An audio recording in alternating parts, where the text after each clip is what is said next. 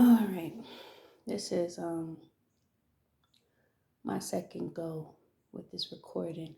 I recorded something else before this, but I don't know if I'm gonna post it because it was more like a rant. I sound like I ain't even awake because I was just kind of venting. And then I realized I needed to snack on something.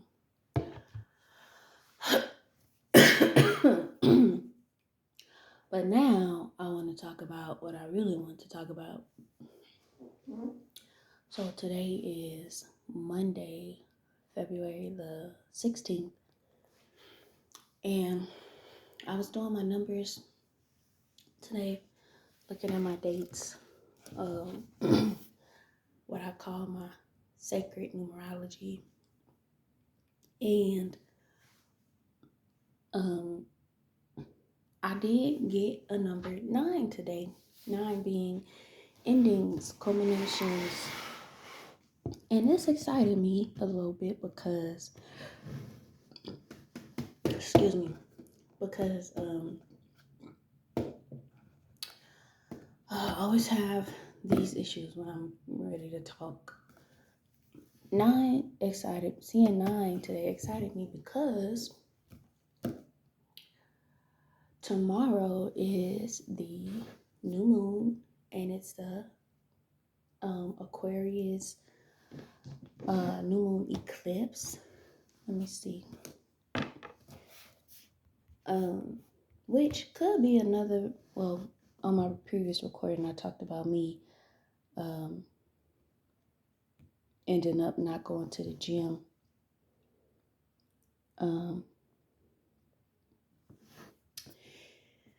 Due to a serious disruption in my sleep. And here they come in. Due to a serious disruption in my sleep last night,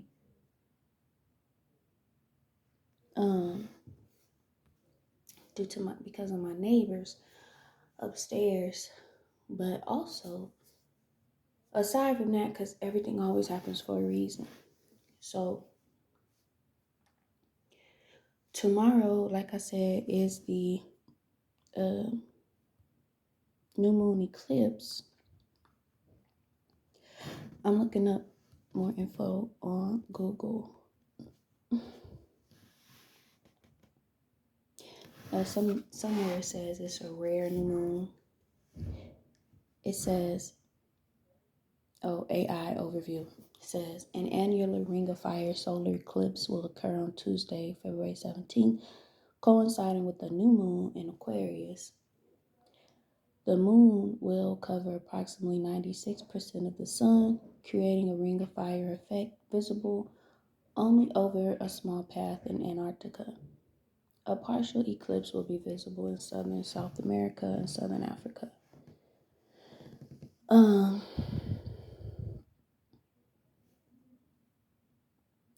It says this new moon in Aquarius is considered a major exceptional event marking the start of a new 2-year eclipse series and the beginning of the eclipse season. It is expected to trigger significant life changes, particularly for Aquarius, Taurus, Leo, and Scorpio. This date also aligns with the Chinese New Year, Year of the Fire Horse, and the start of Ramadan. So, it's a big deal going on tomorrow.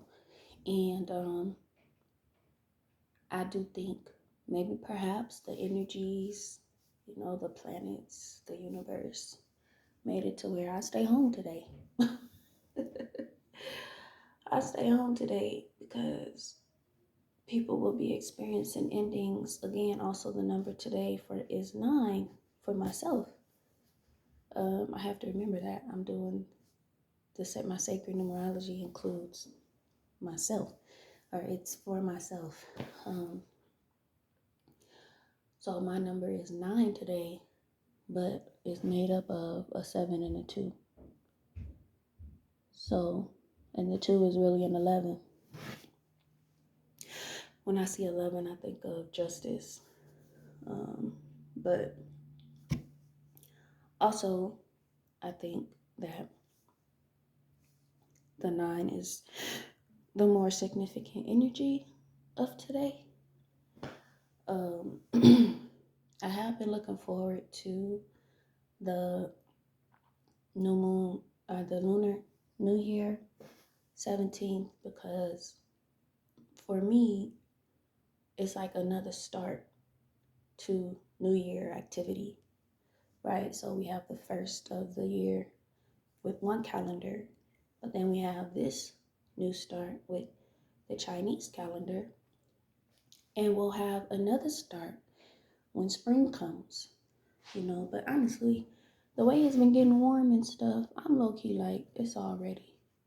So now when spring starts, I'll say when the zodiac new cycle starts, the Western zodiac cycle, which will be in March next month with Aries, when Aries comes, because we're about to be in Pisces. Even though for myself, I consider February like Pisces month, the month of Pisces. If we're going to break it up in months, the month of Pisces is February. For myself, but I know that the moon and the sun do what they do, meaning that Pisces doesn't start until a couple of days from today. And then Aries will be introduced in March. So my thing is just this new start for tomorrow is, I think, for myself, going to be very important. Obviously, not just the day, but just the new season.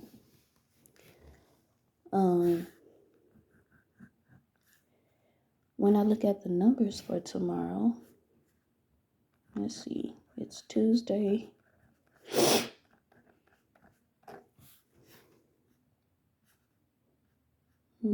That's going to be a 3 tomorrow, and one way, and then it's going to be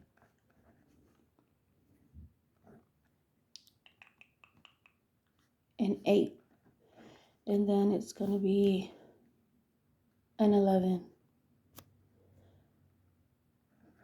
So it's going to be just this energy again, but in the total form, it's going to be 11.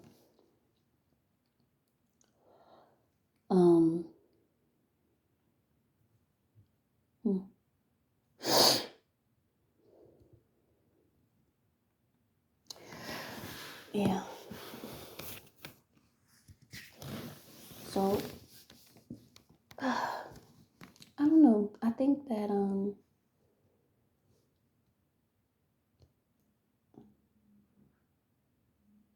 the other thing on my mind with this, when I woke up today and I sat down to start journaling a bit, the first thing that was coming to mind was, for myself, my focus needing to be on my 5th house North Node placement. So I started looking up information about it, because I have before, but I always have to kind of review.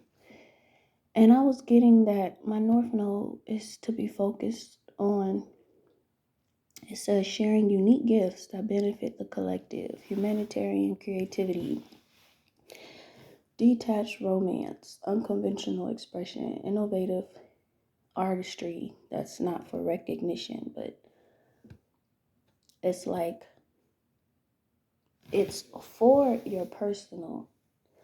So this is what I was getting, because I don't know, something really wants me to focus on 5th house stuff, which would kind of make sense when I think about it.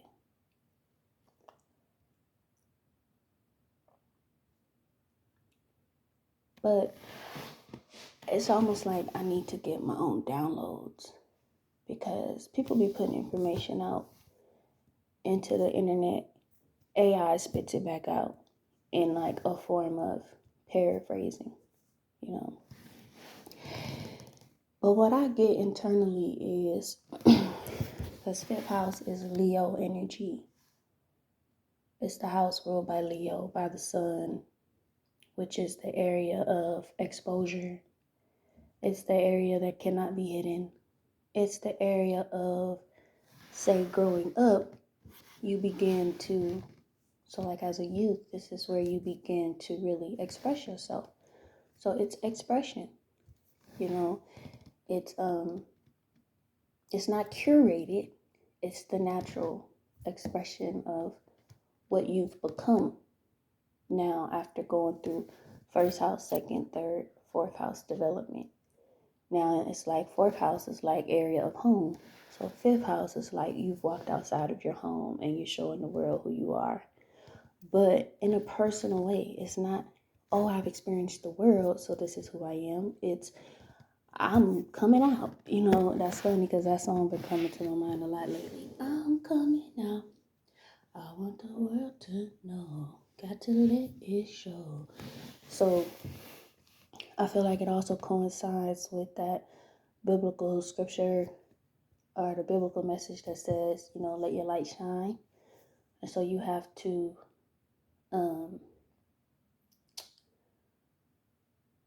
it's really just kind of like surrendering to your sun energy.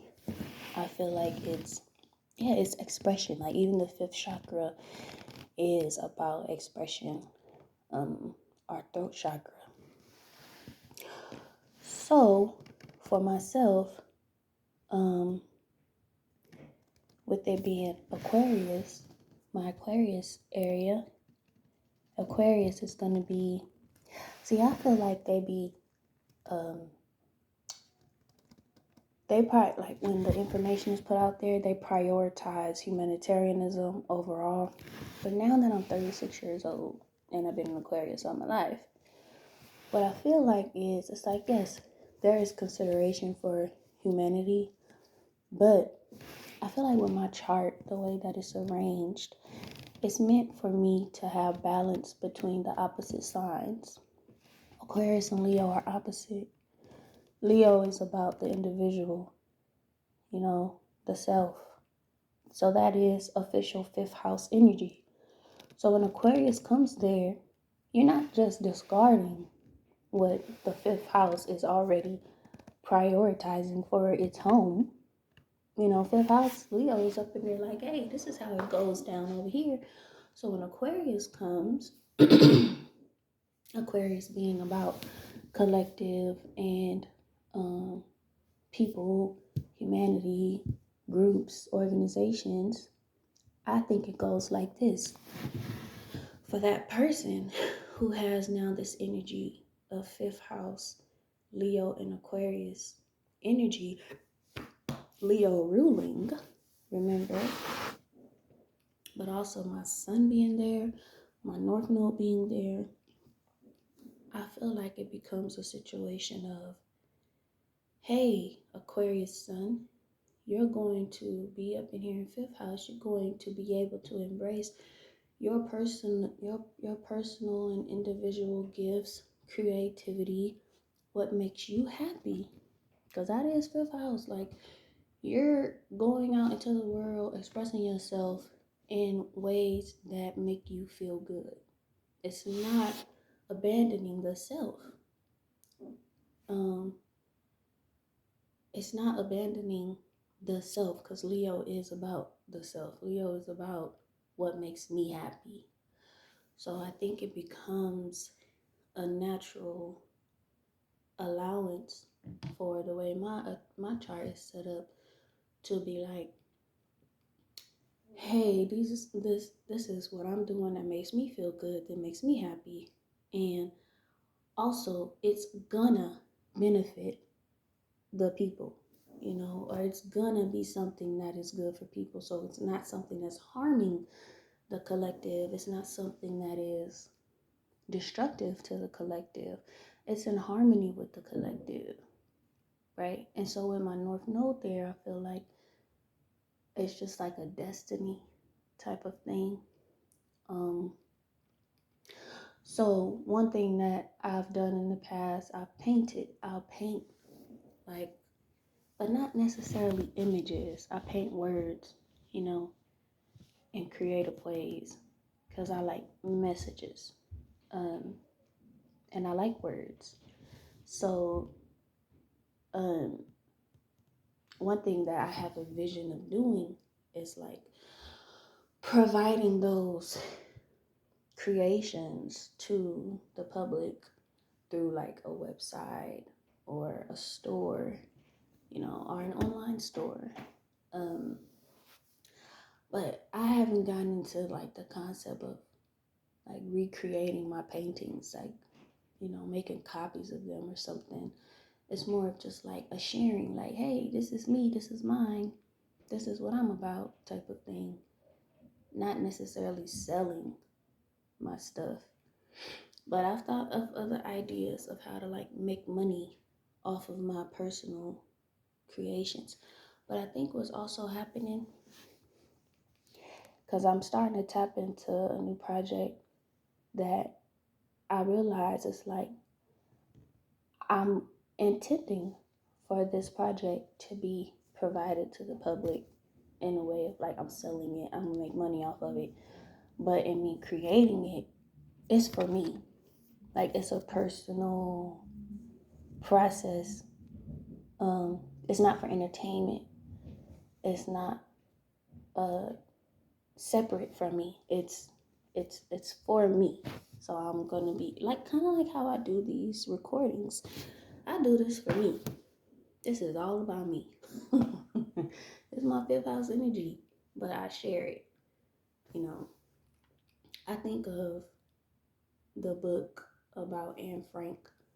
You know, it was her story as she went through it, and then the story was shared with the world. You know, um, autobiography type of stuff. You know, so I don't know. That was on my mind this morning because I, you know, took my journal out. Typically, I have something I want to write about, and that's what was coming to mind. It was like fifth house focus.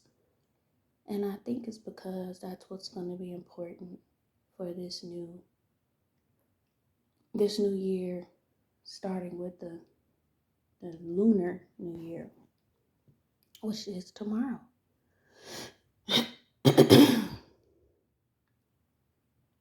Yeah, which is tomorrow. The 17th is going to be the fire horse. And so that's another thing for me is that I was born in the year of the horse in 1990. And this is going to be, I think this is going to be my third horse year. Let me see. I'm going to look it up because I had looked it up before, but I forgot. How many are, I'll say, history of horse years since 1990. Since 1990, the Chinese year of the horse has occurred every 12 years. So 1990, 2002, 2014, and now 2026. So this is going to be, oh yeah, since birth, the third. But if including the year I was born, it'll be the fourth. So the year I was born was a metal horse.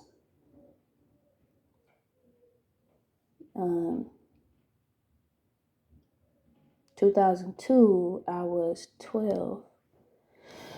Year of the water horse.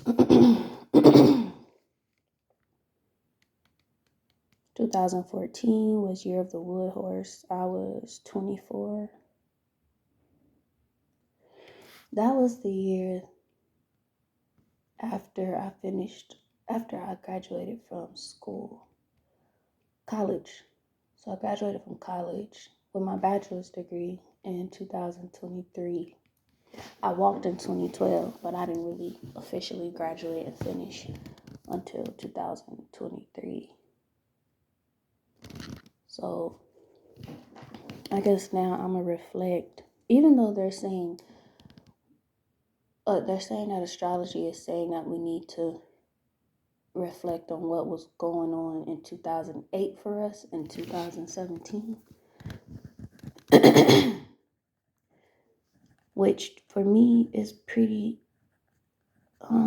cool because all of those years end in 8, so 2008 obviously, 2017, 17 equals 8, and now 2026 equals 8. And I've talked about in some of my previous recordings that I had a dream in 2017 about the number 888, and it's been kind of a mystery for me to pick at and ponder on, try to figure out ever since. I haven't let it go. So when I got the info from like other astrologers online that this is going to be a time to focus on, well, not to focus on, but to remember what was going on in 2008 and 2017. Because for me, this would mean this is the third 8, if that is the case. So I think I'm going to talk about that. But right now, I still want to focus on these, my previous horse years. So yeah, 2014, so I was 24 years old. I was still in Santa Barbara, California. So I graduated, but I was, let's see,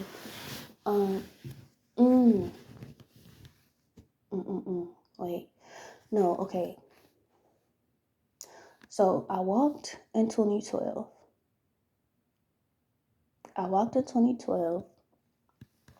I graduated.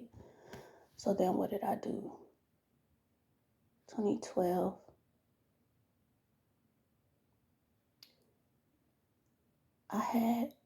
I think I had an apartment.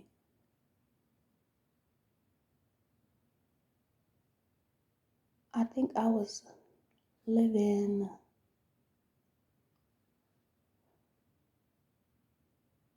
okay, I remember. Because I was working at the cafe. Oh my God, Coral Tree Cafe at my college. And that was like my first real job, and I loved it. I worked there for 3 years, and I was still working there after I walked. But then what happened is I got another job. Yeah, in 2012, I got another job. Because my mentor hooked me up with a nonprofit that served foster youth. That was about an hour, probably about 45 minutes to an hour away from my school. And that was my first real job outside of college. And I was a youth advocate. So what happened is that September of 2012, because I was still in school. Yeah, so that's what happened, because I walked, but I still had to finish this, I think it was one last course or something like that, because I struggled towards the end. I struggled all through college, actually, when I think about it. But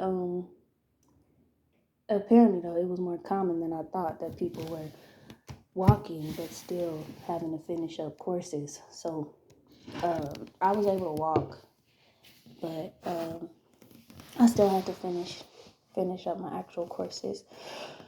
So I was still around because I was still in school. So yeah, so I still have financial aid and stuff. So I cannot remember for the life of me where I was living. Where was I living?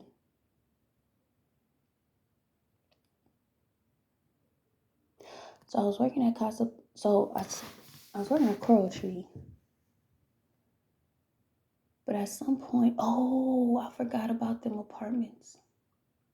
Because I was part of this church group, this church. We had our student group with, it was connected to our school. And I lived with some of them at different points. Like we lived with each other. Yeah, I lived in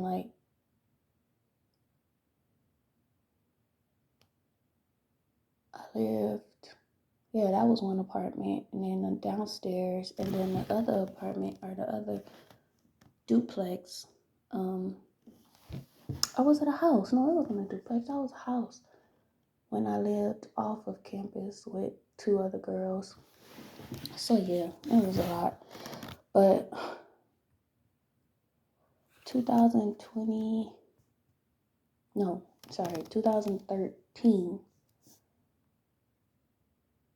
I still don't remember exactly where I was, but I was still in Santa Barbara. And I was working at Coral Tree. Okay, I think I'm now remembering where I was because it was these other apartments. Yeah, perhaps. But I was working at Coral Tree Cafe at my school still because my boss was still letting me work there. And he was going to let me continue working there even as no longer being a student. Well, technically I was still a student. But I think he was going to have me still work there even after I graduated, officially, because he really liked me and he was really cool. I miss him. But my mentor, she hooked me up again with that other company. I interviewed and stuff, and so I became a youth advocate. So I started working there that summer. So actually, I was doing both. For a little bit, I was doing both Coral Tree Cafe and Casa Pacifica, where I worked as a youth advocate. But then I couldn't maintain both, and I had to leave Coral Tree. I was real sad. My boss was real sad. And so, but I'll never forget him because he was so nice and so cool with me. And he didn't try to he was Mexican and he didn't discriminate against me or nothing, but I had been discriminated against by others, including his boss, who was like the superior. But he actually liked me and he treated me very well and taught me some things as a leader in the workspace. And I remember when I was leaving, he was like, if you ever need a reference, a letter of reference, whatever, let me know. And so he was just so cool. I miss that type of character and personality in my life for real. So anyways, so then I started working for just Casa Pacifica. Yeah. So yeah, I started August 2012.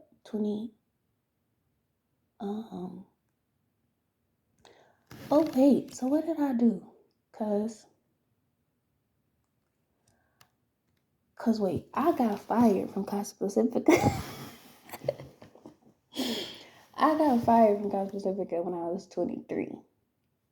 So in 2013 then. So I was there almost a year. Okay, so when I walked in 2012, that's when I started working at Casa Pacifica. Shortly after that, and stopped working at Coral Tree. So that was 2012 when I was 22. And I started working at Casa Pacifica in August of 2012. And I remember because I was I almost made it to a year, but I got fired in July of 2013 when I was 23. So yeah, so that's all actually a year. I had to take a year off from my calculations. So, okay, so 2012 to 2013, August 2012 to July 2013, I was working at Casa Pacifica. I was a youth advocate. So I was living in a house with 2 other girls of my church group. Yes, now I remember. Now it's making sense. We were living in Santa Barbara in a house together, and I was heavily involved in my church organization. And okay, yeah, so I was still in school, so I still had to finish up my courses, whatever courses. I don't remember how many courses. I think it might have been 1 or 2. It couldn't have been that much. So okay, so that is 2012, 2013. So yeah, when I got fired, that was a whole, it was like, I don't even want to go to detail about that because it was meant to be that I was leaving that job because, again, like even there was discrimination, and it was a thing where it introduced me to the kind of like the bureaucracies and politics of nonprofit, and me thinking people just in this type of work for because they like to do good, they want to actually do good and really help some kids, but it was some other stuff I think going on, and I was too naive and thinking like I could really help some people.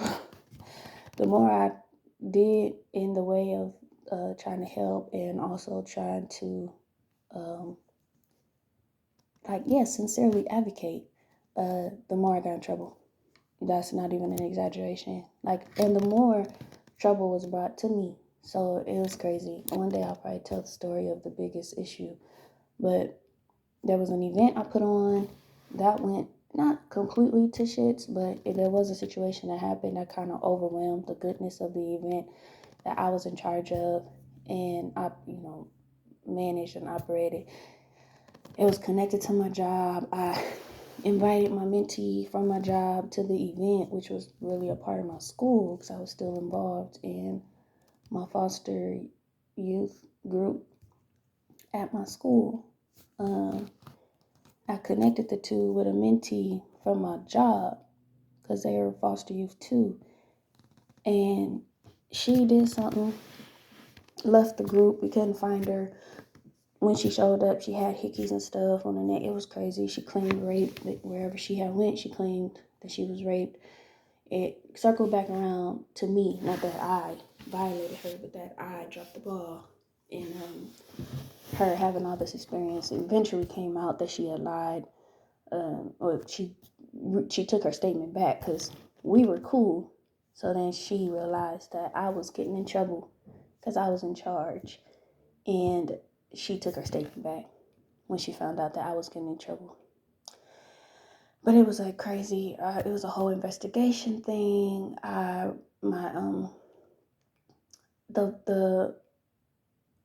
lawyer. It was a lawyer, or like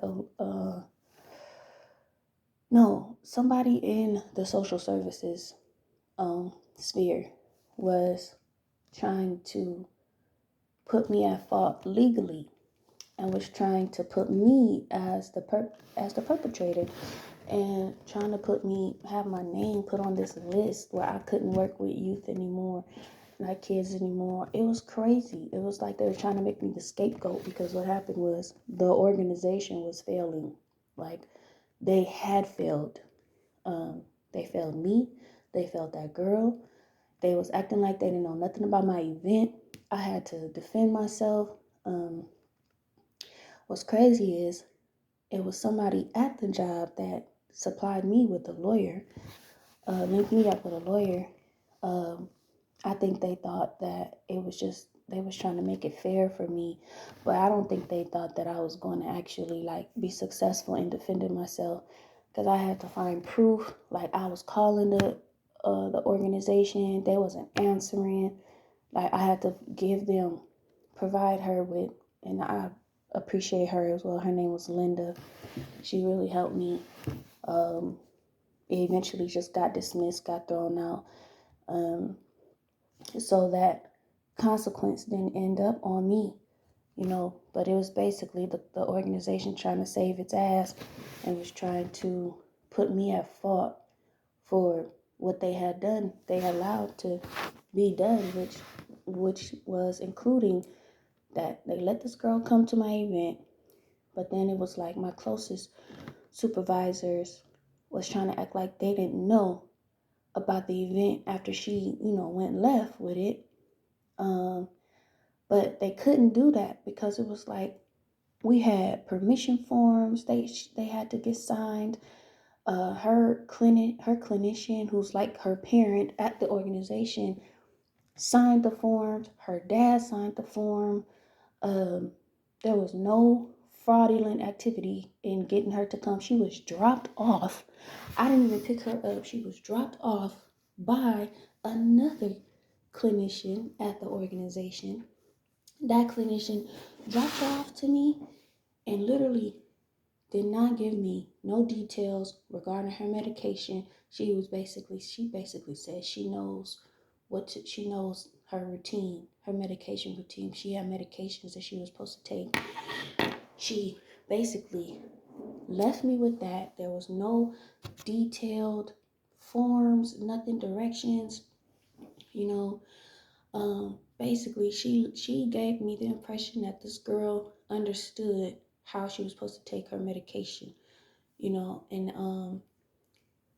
the place where I messed up, one was, I guess, when we were having lunch and she slipped out of the cafeteria. I guess I wasn't paying close enough attention, even though I had several other adult um, chaperones. Okay, several others, and it was like a trusting thing. Like nobody else looked away, just her. And also I messed up where I had given her medication to take. Like in my mind, I'm like, she can go take her medication in the bathroom because we had this was when she was heading to bed. This was the day before she slipped out of the lunch.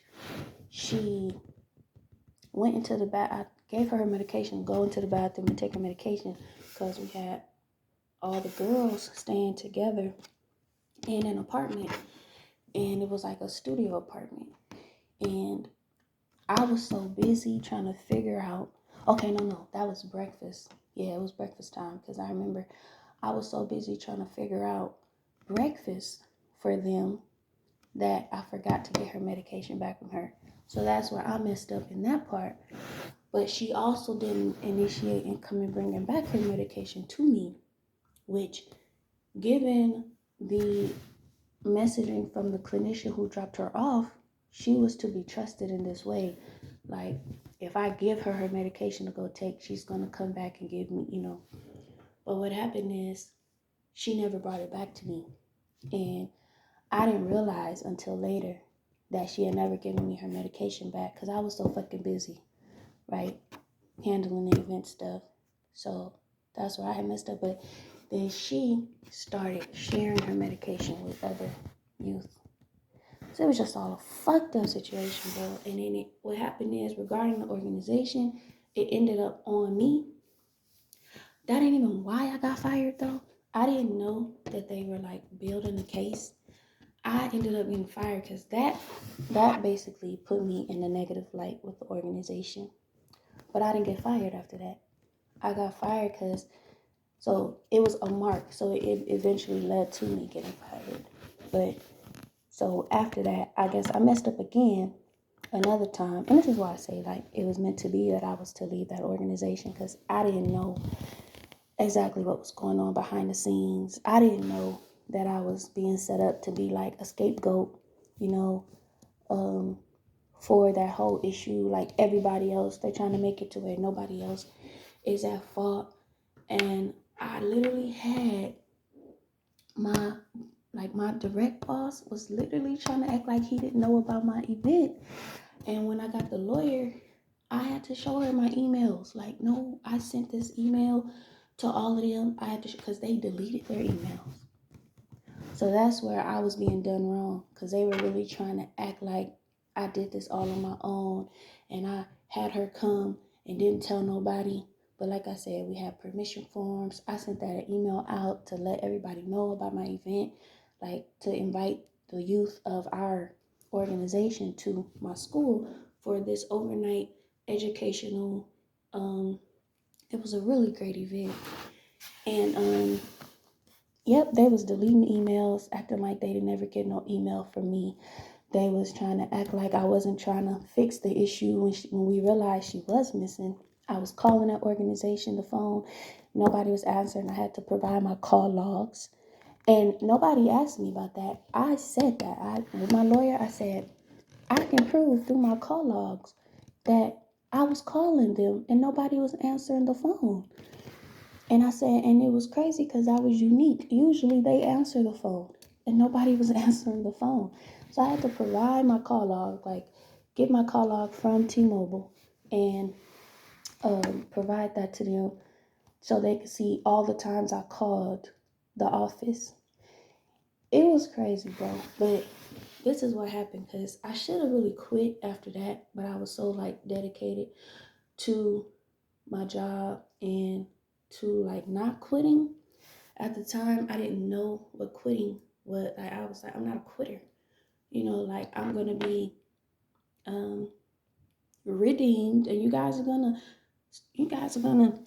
stop acting like I'm some type of problem. Like this was an organizational issue. Like there were multiple people here who knew about this event. Ain't no way she would have ended up at the event if other people at the organization didn't know, because they literally dropped her off with her medication after getting approval from her biological dad and her clinical mother, her clinical parent. Like, so it was just like, it was almost like my organization was trying to have my back. So it was cool. I was like, okay. But then I started messing up because, first of all, this was really fucking up my mental and my emotion. Because I was like, first of all, if she really got hurt, because I wasn't thinking that she was lying. I was just thinking she slipped away from the group as she was not supposed to. And then while out and about with whoever, wherever she was, she got hurt. She was assaulted. Only to find out that what she claimed it wasn't true. But I was really hurting, thinking that something actually happened to her. Feeling shameful for the parts that I do know I had contributed to the problem by forgetting about the medication, and also, I guess, not having a good enough, oh my God, a good enough setup to make sure like all of the youth were accounted for in the cafeteria and not slipping away, you know. So, but then, so yeah, my mental is just jacked up. But actually, still during this year, yeah, I think this is to be made clear because this was now 2013. So it wasn't 2014 yet. This is now 2013. I'm not yet it's not yet a case. I don't yet have the lawyer. This is just the thing had occurred and now it's like everything's on fire, for me. So they weren't firing me. But I do think they were keeping things from me. So they didn't fire me. But what happened is after that, like I said, I just started like messing up even more. I wasn't getting to work on time. It was at a distance. I think I was I like catching the bus and stuff still? Like I would catch the train and stuff, so it was at a distance, so it wasn't really the best setup there. I didn't have a car. Eventually I got a car. I don't remember when though, because I had my car for like a year. So at some point I had gotten a car, but well, yeah, because I do now remember driving to go see one of my youth at a distance away from the organization, which is something that we would do. So I think this was the second time I messed up. The youth that I was going to see at a distance, she was in a group home or something like that. And this is just I guess I just didn't have a clear understanding of how the system actually works. But this is why I don't work in the system, because they be fucked up. So what happened here was, because now this is still 2013. Yeah. So I go see my youth who's at a distance. I drive to her, go see her. The visit is set up. It's not the student who arranges, it's not the youth who arranges the visit. I arrange it with her guardians and stuff. So they know I'm there. So then what happens is, and I think this is a part of me being judged by the way that I look, so they think I'm up to no good. But it's like, that's not the case. I guess I didn't know that this wasn't allowed, but I also didn't understand why this wouldn't be allowed. So the girl is saying she don't want to be at the home no more. So now, knowing what I know now, I would direct that conversation for her to have with her superiors, the guardians, whoever. But my only thing was, I'm an advocate as well, so I think I took that too much to heart. So she is telling me like she doesn't want to be there. She wants to whatever. She don't want to be there. So what I did was, there was a number, because we were trained with this information. There was a number that youth could have access to. It's for the youth. This is where they really messed me up, because they got their secret unwritten codes. There was a number that she literally had access to as a right of hers, that she could call to basically like submit a grievance or complain. Like, I think that's how I learned of the number, because it's part of the youth advocacy work that everybody knows about it. And it wasn't like a private number. It's not like nobody else didn't know about the number. She just didn't know about the number. So as her advocate, I provided her with the number. It was public, and it was like a grievance line or something like that. So what happened was, whomever she called, they were, I don't know if they then called the person who was over the group home or something like that, or I think then she talked to me on the phone. Like, the girl was asked to give me the phone, and the lady on the phone was talking to me. So then I think at some point, like, her and the lady who was over the home ended up talking. And I remember when it was like coming out to be like, oh, this wasn't a good idea, I guess I wasn't supposed to do that. The lady who was in charge of the home is on the phone, and she's looking at me, and she's saying, so you gave her the number? I said, yeah, like, I guided her to find the number. Like, it's not a hidden number. And she was like, oh, okay. And so she was mad. I could tell. So then that whole thing got out. Eventually, I think she had me leave. I can't remember. But basically, it was a problem. So when it got back to like my supervisors and stuff, so that got me in trouble, because my explanation was, this is the number that all youth is supposed to have access to. This is the work of the advocate. What do you, like, I'm confused. Like, it was a number, they all should have access to this number. It's like a grievance line or something like that. So, they were like, yeah, they didn't like that. So, da da da da. So that went on my report. And so now I'm confused, because I'm like, we supposed to be here doing apparently youth advocate work. But of course, they had their parameters, and they didn't want to claim what those parameters really were. It was just supposed to be like unwritten and known. But this was for people in this business to make money off of these kids. That's all it was. They didn't really want advocacy for real for these kids. And that's where you ran into a problem with me, because I used to be one of these kids, And I'm like, I take this work for real, for real. Like, this is my passion, So I was like very confused. Like, I was not aligned with these people. So that got put on my record as an issue. because I guess the girl wasn't supposed to be trying to leave the home. But my thing was, I still stand by. She should have had access to that number anyways. Like, we are literally trained on this information. And I think I also had experience in other organizations that I was bringing my experience to this organization, and it didn't align. Like, I was literally a part of an advocate organization for foster youth that was separate from this one. So I was just acting in truth, you know. But it was too much. It was too real.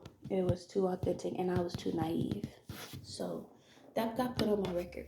So then the third thing that happened, that this is where they eventually fired me, because I was at home, and I was just out of money. I was just out of money.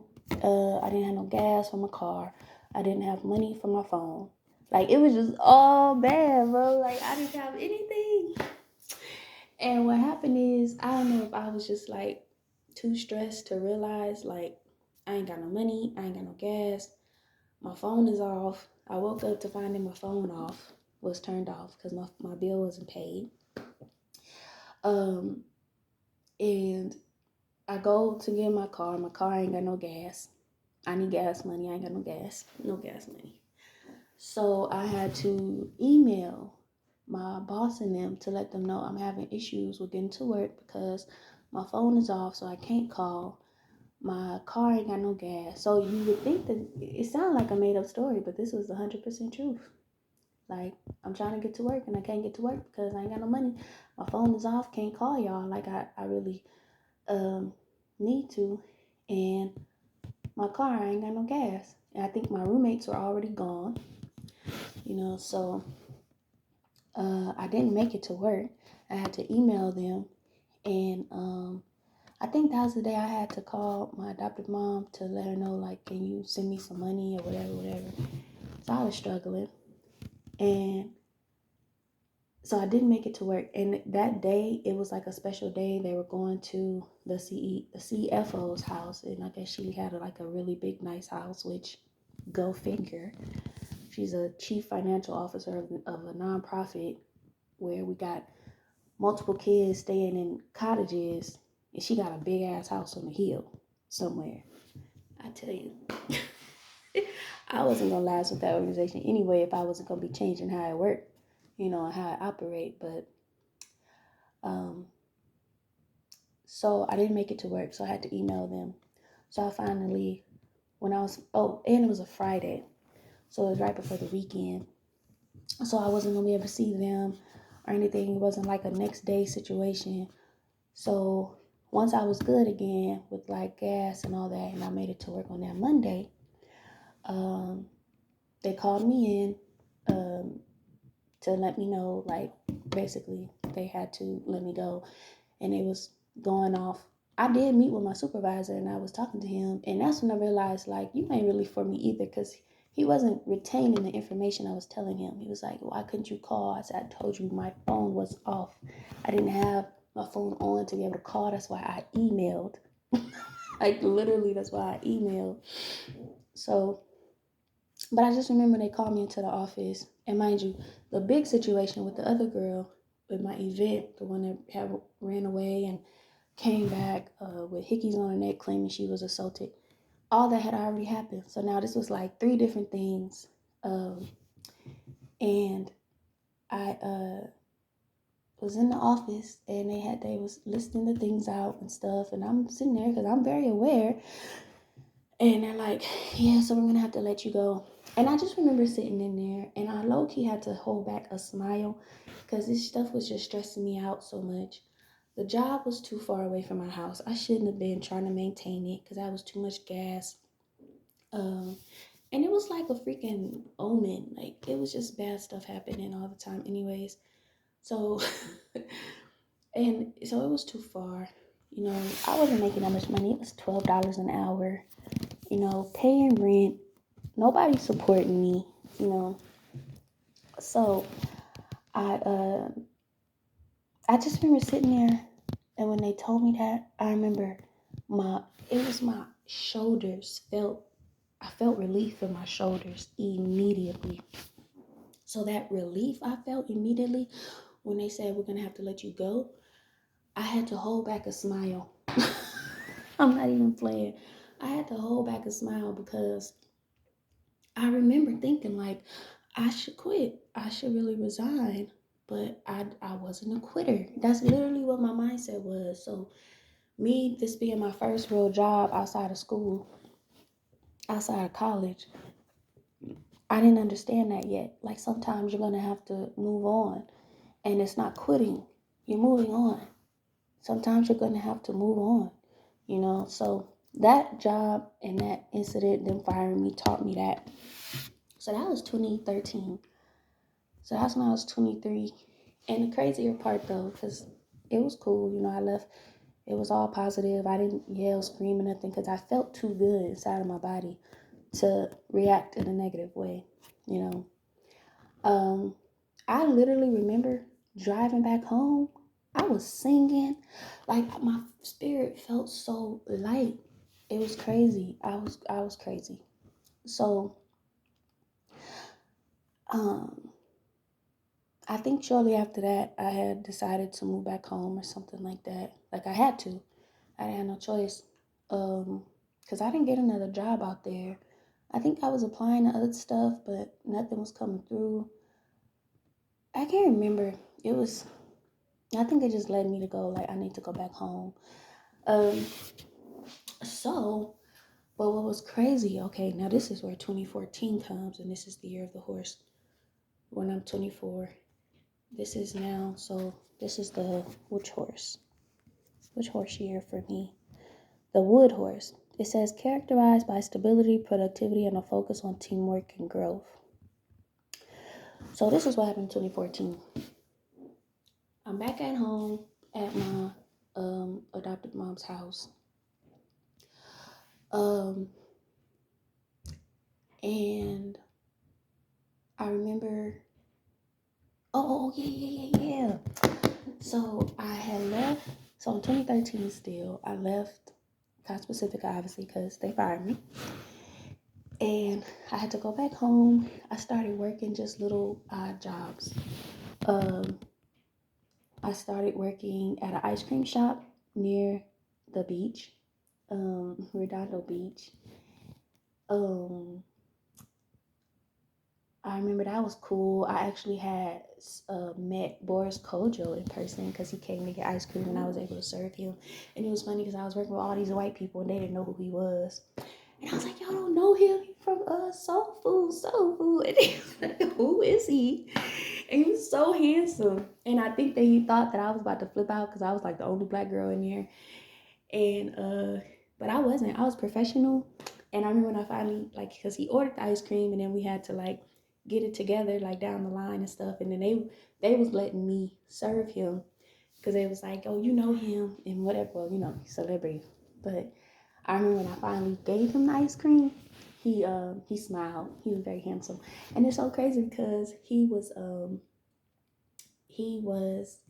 there's a short that keeps coming up on my YouTube that shows him anyways.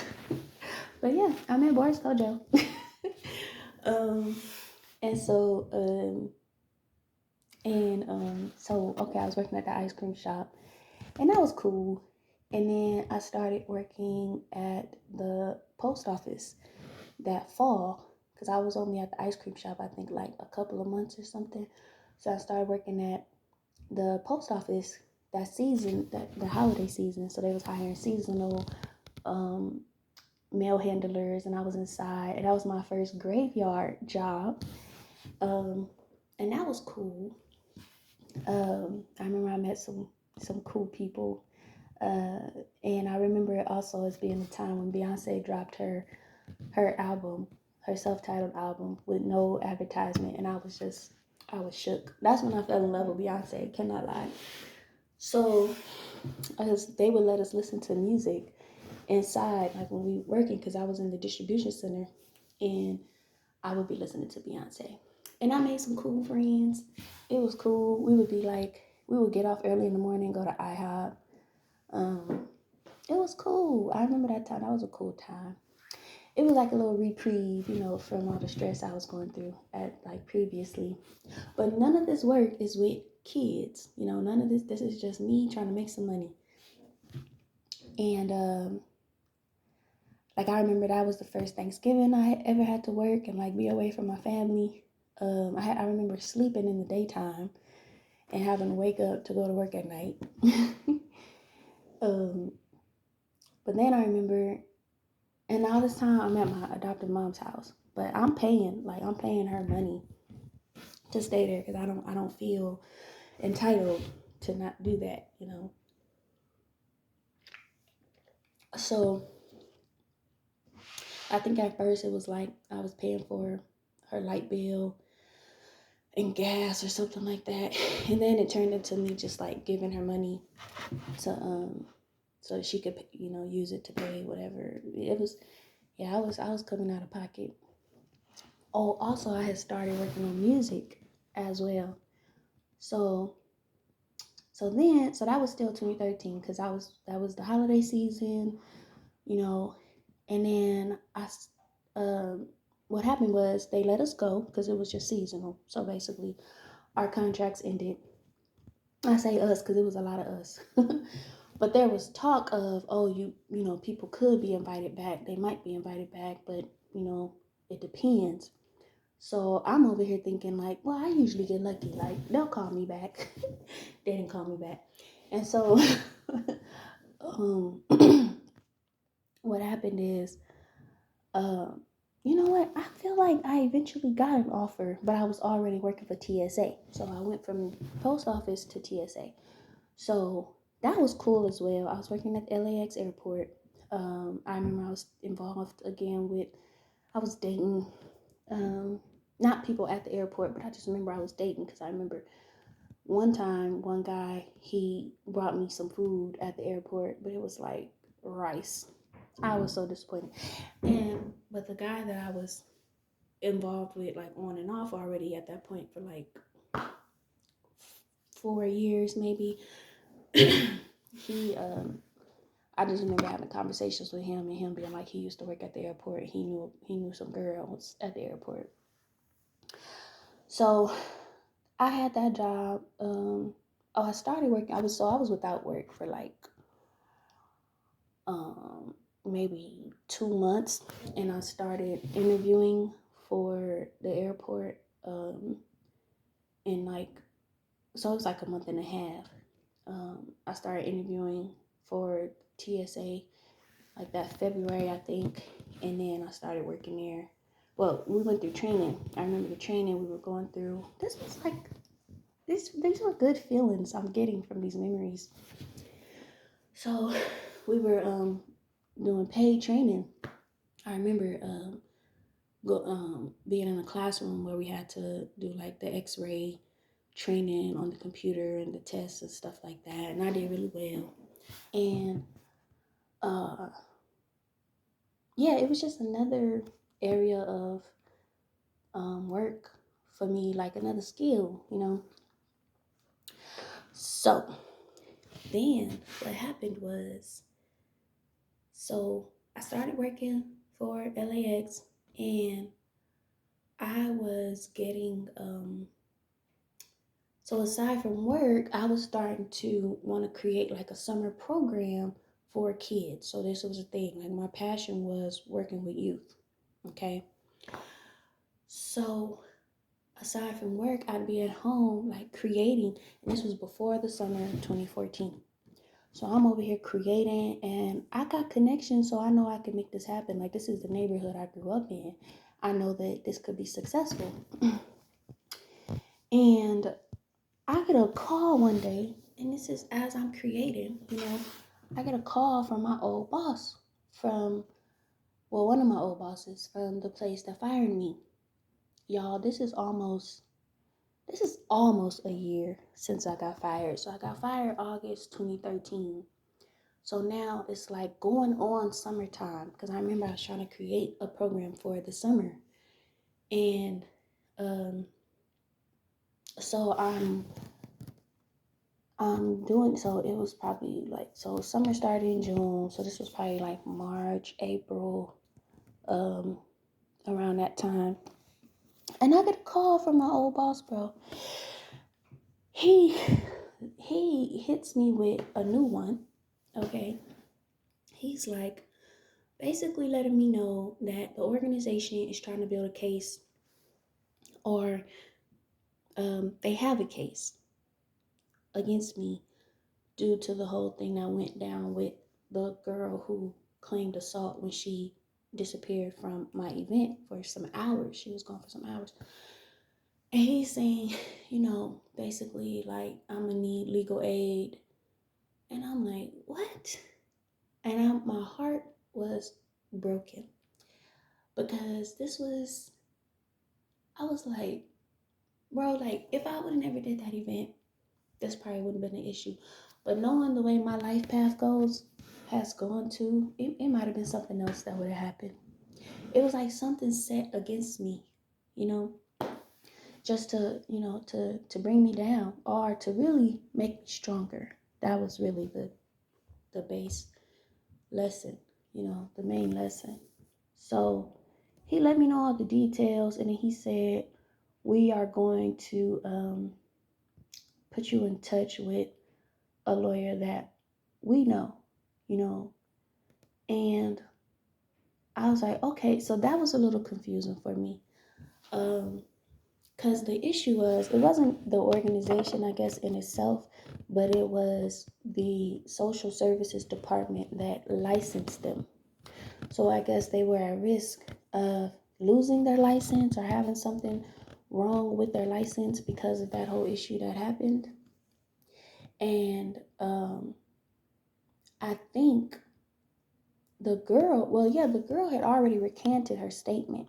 Like, oh, I wasn't assaulted, you know, or something. What, did it already? I think it had already changed. I can't remember when it changed, but I do remember me having to be like investigated, and like meet with an investigator multiple times. I just can't remember when that part happened.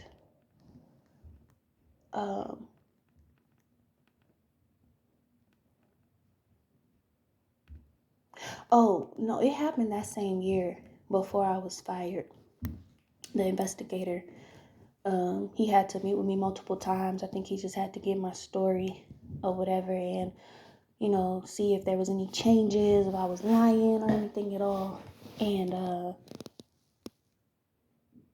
I think I also remember the girl had recanted her statement also, during that time, of her being assaulted while she was at my event, or away from my event technically. But now I guess what happened is, so they were still, I guess the organization was still in hot water with, social services department, which makes sense. Regardless, if the kid recanted her statement or not. So I remember him calling me and letting me know, that they were gonna put me in touch with a lawyer that they knew of. And so that happened. And so basically, because it was a case and I was gonna have to defend myself, and it was like a administrative case or something like that. So not civil, not criminal, but administrative. And it was on, so the person who was actually more like the plaintiff or the complainant, that was actually a person in the social services department that I guess was a part of the licensing contract of the organization that I used to work for. But for whatever reason, like, my lawyer, we met and we would meet all the time. I would go to meet her in Culver City. She let me know, like, that person wasn't making her identification known. Like, she didn't want to be known. She didn't want to be named in the documents or anything. And I was like, well, that's weird. Is it not weird?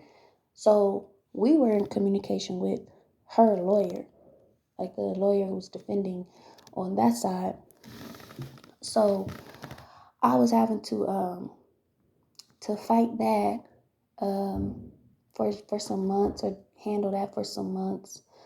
And I was always just on point, with with the meetings and with the information she needed from me. It was nothing weird, no issues on my end. And I had to let her, I had to get into defense mode though, because before I wasn't really in defense mode. Before I was just confused, I was sad, I was feeling some guilt for, some pieces, and then just me being the main person in charge of the event that I had created. And me, I'm a creator of events for kids. But now I was switching into defense mode. So I'm like, oh, okay. Like y'all trying to, and my lawyer let me know, like basically they have to put this on somebody. Somebody has to be the blame. That's pretty much what this is, you know. And I was like, okay, I get it. And I remember asking about the other people involved who signed off on her coming to the event, the lady who dropped her off with the medication. They all worked for the organization.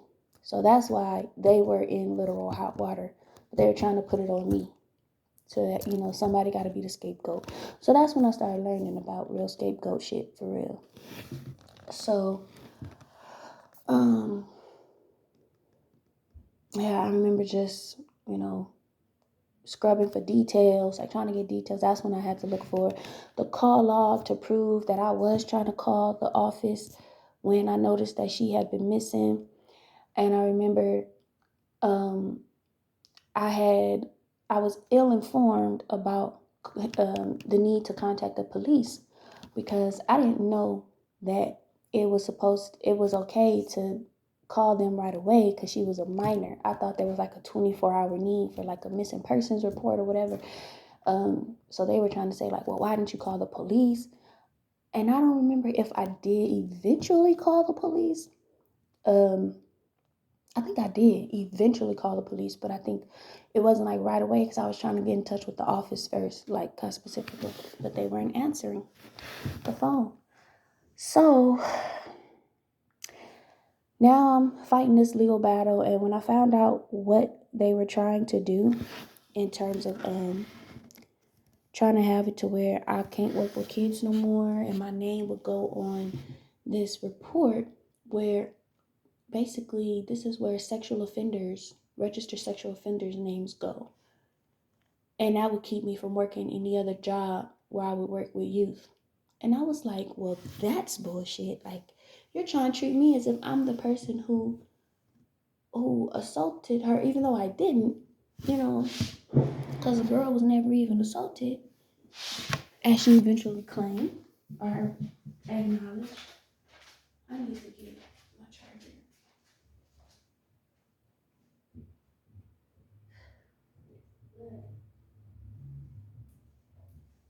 I think the part they was trying to claim for me was the neglect on the medication part. But for me, my defense had to become like, I'm not an administrator of medication. Like, you have to be trained for that. Not just anybody is supposed to administer medication. That wasn't my job. So, I wasn't certified to do that.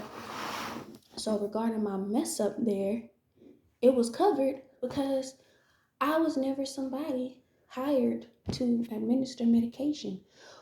Really, what it came down to was, well, since this girl has to take medication, what they should have done on their part was consider, what does that look like?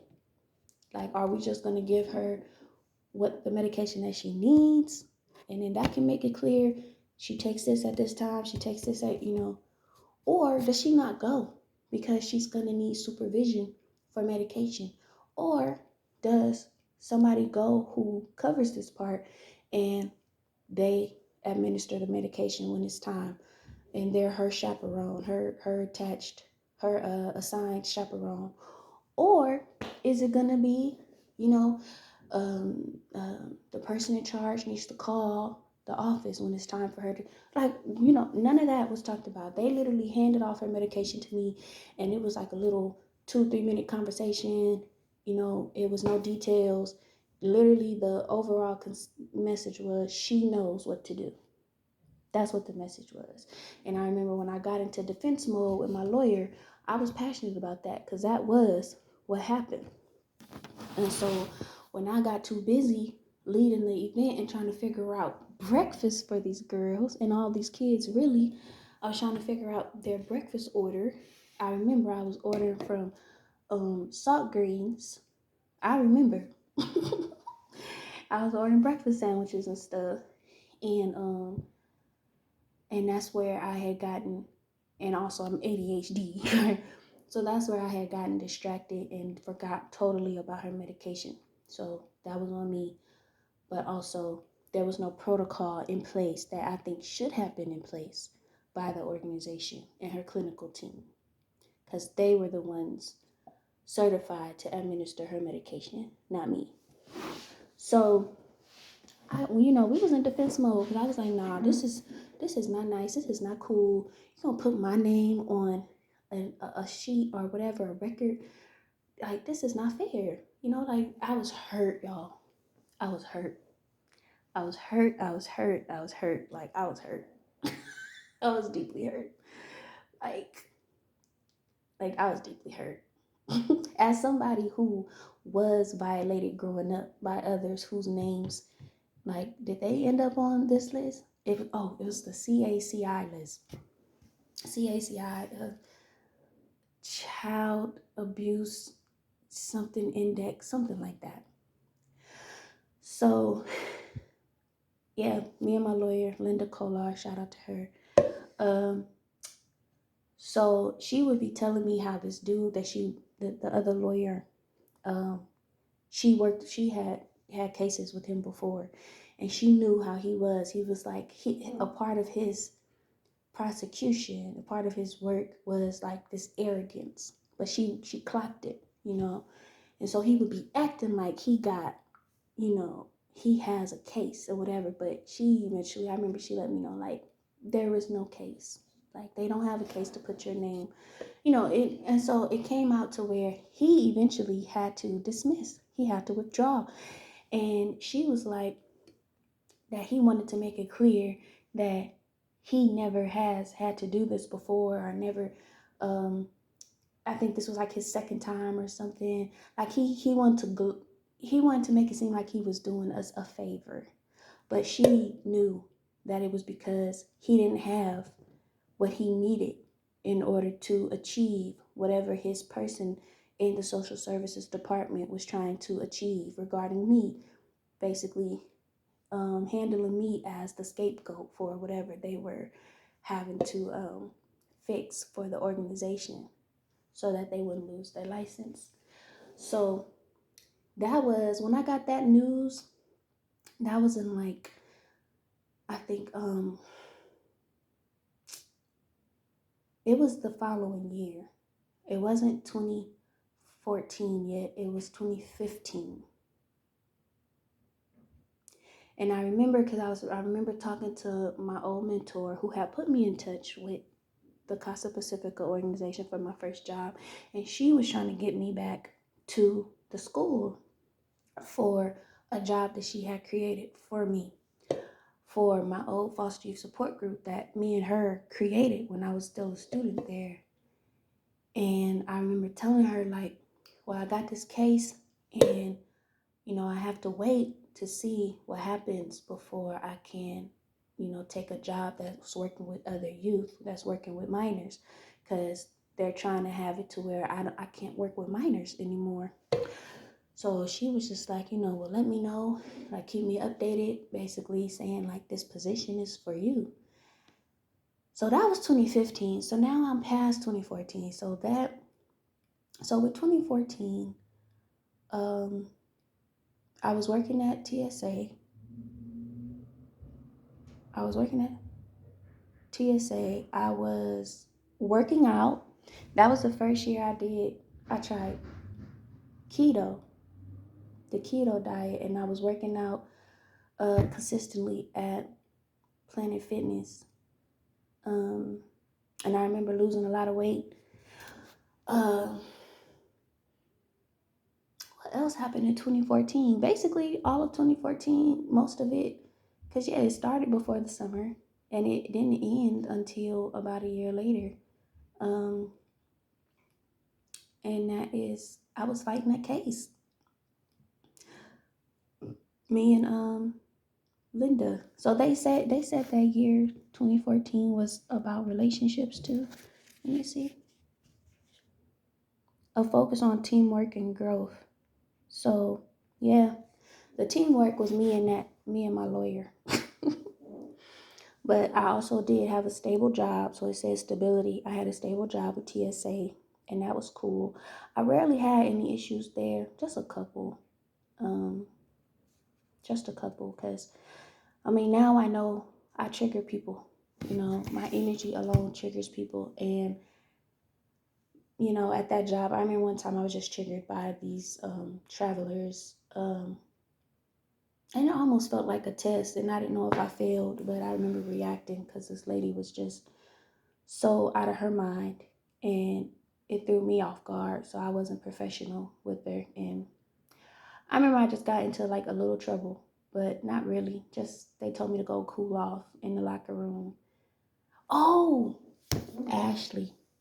So 2014 with TSA, that's also the first year I developed a crush on a girl. So it was one of my coworkers at work, and she was like one of my leads, and we became cool and started hanging out. But unfortunately, I think she was kind of like she was being secretive. She had a girlfriend and a daughter, so she basically had a little family, and she was trying to like she was kicking it with me, but I don't think she knew that I had a crush on her. But people were saying, well, she got a crush on you. And so that was my first female crush. We never did anything, but we hung out, like went to lunch, and we had each other's number and stuff. And she would be like, you could call me anytime, and da da da. And she was like she was real stud. She was a real stud. She had more masculinity than I would get from like many other guys that I knew. So that was also 2014. What else? I remember I lost a lot of weight. I was working out. I was doing keto. Working at TSA. Very stable. Uh, I think I was doing music. Oh, I think I was also in school. I had went back to school for because my legal situation, it inspired me to get into legal. I used to want to be a judge, but then I was like, well, that means I gotta be a lawyer, and that means I have to lie in order to make a living, and I don't want to do that. So I didn't pursue that career, but I did start going to City College, Cerritos City College for paralegal studies, and I actually enjoyed it. I actually did. I met one of my professors, ended up being a lawyer for the city of Compton. He worked in the city of Compton, and that's where I'm from. I started also working at I had to do like volunteer hours at the self help legal center in the Compton courthouse building. So that was a part of my schooling, and yeah, it was straight, bro. Like that was a unique but special year for me. Um, it was unique but special. It was unique but special, and that's when I realized like, okay, if for whatever reason I can't work with children ever again, I'm gonna find something else to do. Like that's when I decided like I would never be closed off. I could find other stuff to do, you know. so so that was like, going steady. And then in 2015, the conversation started about me going back to work at my school for the Guardian Scholars Program. So that was like a dream come true kind of thing. And but I still was, in the case, like having to, you know, figure out this case situation. And so I wasn't free yet, you know, I wasn't free yet. So I remember I left TSA, it was in April. That's when I went to work back in Santa Barbara. But Um, so that means the case might have ended sometime, say April, March, somewhere around that time. I don't exactly remember when I got the news that, the case was being dismissed and the complaints was being withdrawn and I was off the hook. And also, like, it was pro bono. Like, the lawyer didn't even charge me. Um, so, yeah. At some point, I got the news about the other job. I was applying and all that stuff, and went for an interview and all that, and I was hired to start working in like April 2015. So I went back to Santa Barbara. So that was my 2014. So now when I look at the numbers, 4, 5, 6, 7. So 7 is never like meant for ease. So that's why I'm a little nervous about next year. I can't lie. Like, let me be real careful this year, because 7s are years for challenge. It's like spiritual development. It's like new heights type shit. It's like, yeah. It's like you gonna lay down, or you gonna get out the running. I don't know. You gonna race, or you gonna get out the running. You gonna race, or you gonna give up. But I must say that year I also was very, very. I realized how favored I was. Like having the TSA job. My health was at its peak. I'm trying to get back to that, to be honest. Because that was, I think, a very good year for my health, my physical. Even though I was still dealing with like the wrong types of guys to an extent, can't lie, I was. Um, but I was very attractive, apparently, you know. Um, and then 2015, it kind of brought the reward for that, which makes sense now because 2015 was an 8 year. So that makes sense. Where I got my good karma and I was able to go and have my next professional job in my actual career. So aside from TSA and post office and ice cream shops, I was able to get back to working in my field where I was, you know, seasoned. Like, that's what I was supposed to be doing. So then I was at that job for 3 years. And so I never really thought about my full 2014, but that was when I had that case and I had to defend myself. So I'm gonna be honest, next year could be a year, if not this year, where I have to defend myself from another situation. Because believe it or not, I got another case because of an ex-friend that violated me, betrayed me, and he might call it he was giving back to me what I gave out, but really he was just a bona fide malignant, sick in the head narcissist that couldn't get his way with me and straight up lied on me in legal documents and created a case against me and my other old job.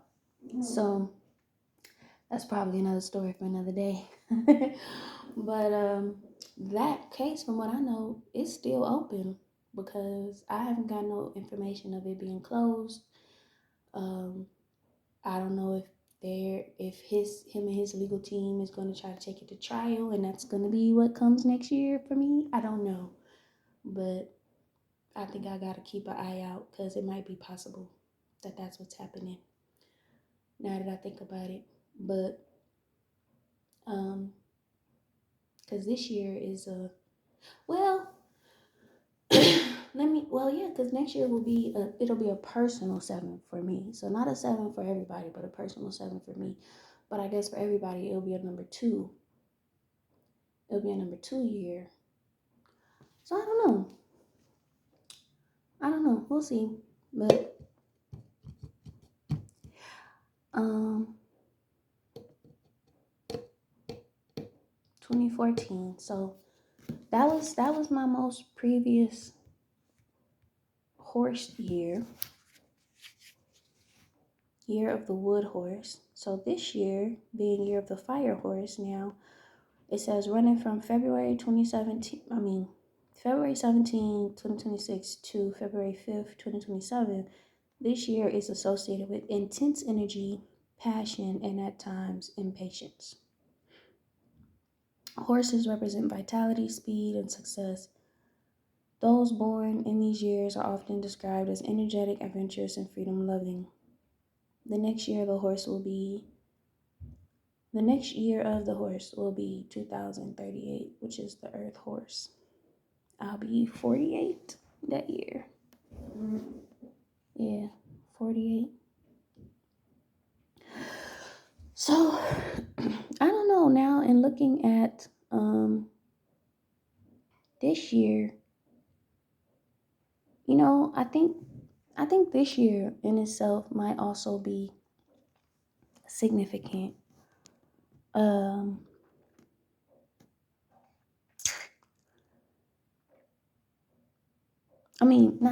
I know, but like I told y'all, like I had a dream in 2017 about an 888 outcome that I feel like is in relation to work. If not work, it's in relation to money, or both. And I'm seeing a bunch of eights, like even with this 2026, the 26 equals 8, right? 2017, when I first had that dream, equals 8. 2008, now that was when I went to college. I graduated high school and went to college.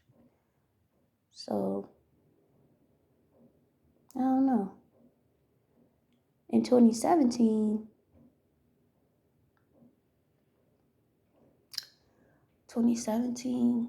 what was going on in 2017 for me?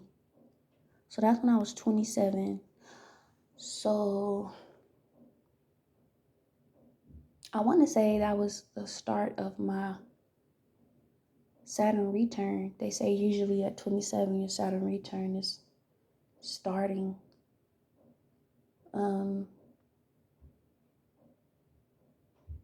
2017, I was working at United Friends of the Children, so UFC. So that was my third organization working with it in regards to foster youth and kids.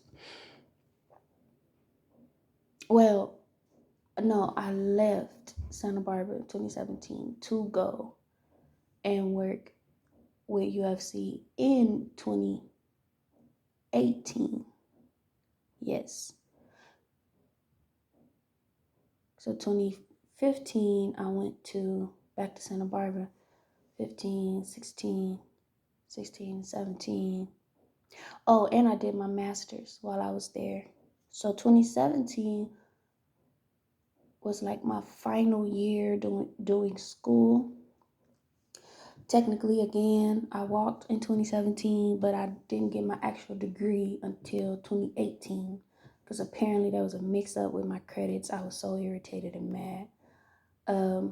So I didn't really get my official master's degree until 2018. It's always something, bro. It's always something. I literally got contacted in 2018 while already working at this organization that I let them know I have my master's.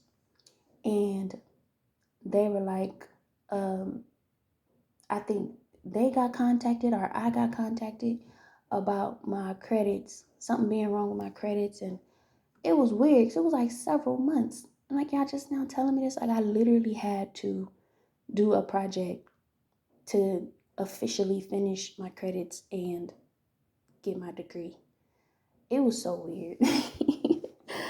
It was so weird, bro. Like, I've had to work hard for everything. I know, I ain't no lie. So, but that was 2018. So 2017, let's see if I could do a quicker recap of 2017. I was working in Santa Barbara. I was working admissions counselor for the school I graduated from. I was program coordinator for the foster youth organization. That so it was like a split. I was doing both under the same boss. Um, I was living in my studio apartment. Um, 2017. I had already gotten in touch with my biological family. Um, at one point, I had my little sister stay with me at my apartment. Uh, my apartment, my studio apartment there, and then had to kick her out. Um, I was terrible in dealing with guys in terms of the kind of guys I was dealing with. I remember that's when I had started trying online dating. Never again. Um, 2017. What else? I had my stable job, but I remember I wasn't happy. Um, I wasn't happy. Um, I was having yet again difficulty with like just the bureaucracy and politics of working with people who are about climbing and controlling and I had a manager, not my supervisor, like my ultimate boss, but the lady under her, she didn't like me. She was like hell bent on just making me my experience, I felt like not a good one. That's when that's that job that I was traveling for recruitment, and it was like this thing where I was being shown as being special in a way. Like me and my boss, like she had been my mentor before I started working, under her. And I think everybody knew like that position was created for me. And but then I remember people telling me like, you know, you deserve more money. Like with the work you do, you would be director. Like you should be director. But my boss, so this is where I kind of was reaching the glass ceiling with me and my boss's relationship because I couldn't remain under her the way that I was because she was going to be holding director of the organization that I was doing the work for. And it was like, it kind of made sense because she was the one like getting money for the organization. Like she had connections where that's how the money would get paid, like pay me because it was like through fundraising and stuff and grants. So that all made sense. But in terms of the work and the reason why the organization was operating, it was because of me. So like I had coworkers telling me like the work that you do, you should be director. Like that should be your title and your pay should match. And so I started to like have some grievances, and I started to realize like my she had a big ego. Like she wasn't about to just I didn't see that in her near future that she was gonna be given that title up, you know. And we started to have some issues just in our perspective of the youth that we served in my organization. And so I started to kind of detach from her as her mentee. Um,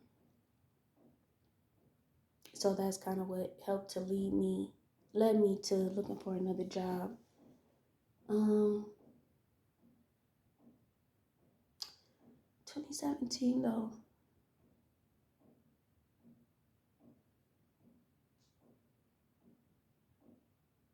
So yeah, so I had my graduation ceremony for my master's degree. Um, oh, I had started to live in Lompoc. I remember I started to live in Lompoc so I could like try and save money. But you know what was funny? So when I say like in 2015 or no 2014, I was exercising on top of my health and was losing weight. 2017 was the opposite. I literally like had gained so much weight. Um, I remember seeing the pictures of me and I was like, golly, I didn't know it was that bad. But to be honest, it was like no surprise because I remember at a time I was like eating donuts and drinking coffee filled with sugar every morning on my way to work. I was drinking wine. I was depressed. Um, my family stuff, I think, was really impacting me. That was after I had already gotten in touch with my biological mom, biological mother, my sisters, um, and it was more problematic than not, you know. Yeah. So my health started to go, but I was gaining credentials. So yeah, I don't know. I'm gonna have to think about 2017 much more deeply another time. But that's pretty much what I was doing. I was working. I was in school, finishing up, doing my master's degree, had my master's graduation. I had moved to Lompoc, was renting a room, um, and came in touch with United Friends of the Children, Elizabeth Kessner, and then I made that contact, and she basically recruited me, and I left. Um, I left in the beginning of 2018 and went back to LA to work at United Friends of the Children. So that was last 2017. But that's also, like I said, when I had a dream about um, the 888 dream and the 18/8 dream.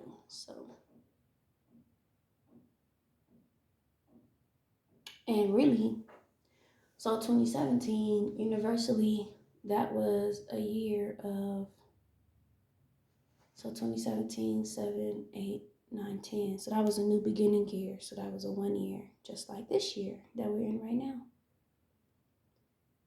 Well, that makes sense. 2008, 2017, 2026 are all 1 years.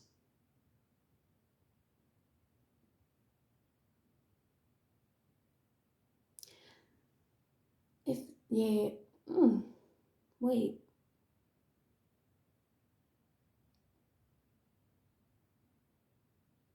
Oh, yeah, 1 years. Okay.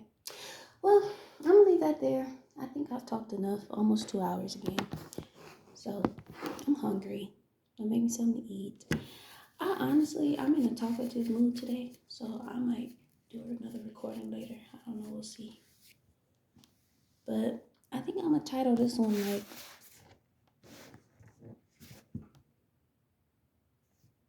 Year of the Horse, because I talked about my previous year of the horse, 2014, and that's just to reflect on, that time to see what possibly could be going on this year.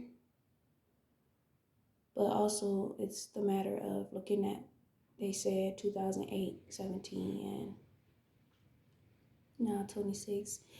And I think this all has something to do as well with my 888 dream that I had. So I'm gonna leave that here because I'm hungry. I might record again later. But regardless, until next time, bye.